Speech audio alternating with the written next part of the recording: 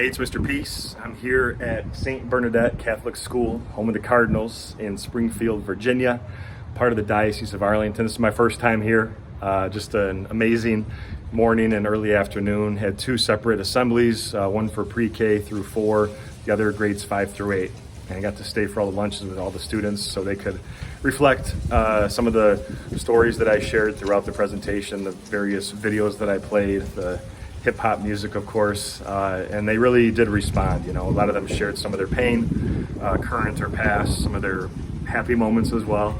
And it was just an awesome time with, the students and staff today. A lot of hearts touched, including mine.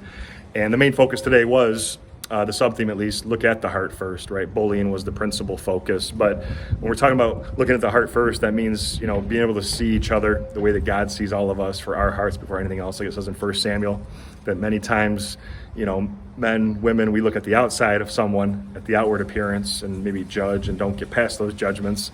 But God always looks at the heart. And our heart's as big as our fist, but if we can let love, peace, compassion, kindness fully enter into here, we can turn this into this peace sign, right? And one finger's ourself, the other is someone we're trying to lift up higher than ourself, but how we choose to treat that person, hopefully with love. But it's also two, because in just 2 seconds, one heartbeat, one breath, one word, one action, 2 seconds, we can either uplift or we can destroy, right?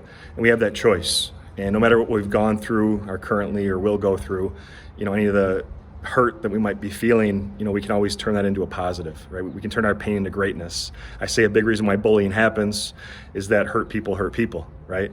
But healed people heal people. And if we can step into that healing and know that we become healed from our relationship with our Creator, Christ Jesus, if we can let Him enter our heart fully, then all of a sudden, we're able to go spread that kindness that was shown to us originally. And it says this in Isaiah 53 that by His wounds we are healed. And from His ultimate sacrifice, dying on the cross for all of us, that ultimate act of kindness, that's how we are, saved, but also how we are able to, go for eternal life, but know that we can become purified too in Jesus. And that He is the one, the one true perfect example of how we're supposed to treat ourselves and others. And like I always talk about in this assembly, in particular, like it says in Matthew chapter 22, when they're asking about what's the greatest commandment, love the Lord your God with all your heart, soul, body, mind. The second, just like it, Jesus responded, to love your neighbor as yourself. But if we don't even love ourselves, don't even have that self-love, how can we give it to someone else? How can we give Him the praise, worship, and glory that He truly deserves? And so to understand, what He did for us, that greatest gift in the world, right? It's huge. And to know that we never have to go this alone. We got people that love us and support us because Jesus is inside them as well.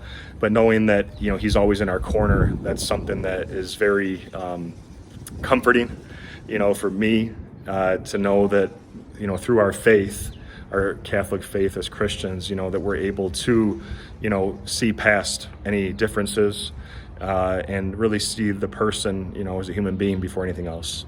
And that means we look at the heart first. It also means that we understand this concept too. I bring this up in all my assemblies, but all of us with the lines on our hands have the letter M. Trace one of mine here. Sometimes a faint line connects it, but we have at least one in each hand, and that M stands for miracle, like the front of my shirt. Upside down W is for worthy, that we're all beautiful miracles worthy of love to both give it and receive it. And in Isaiah 49, it says, I have engraved you in the palm of my hands. And this is the proof, right, of God's love for us, right?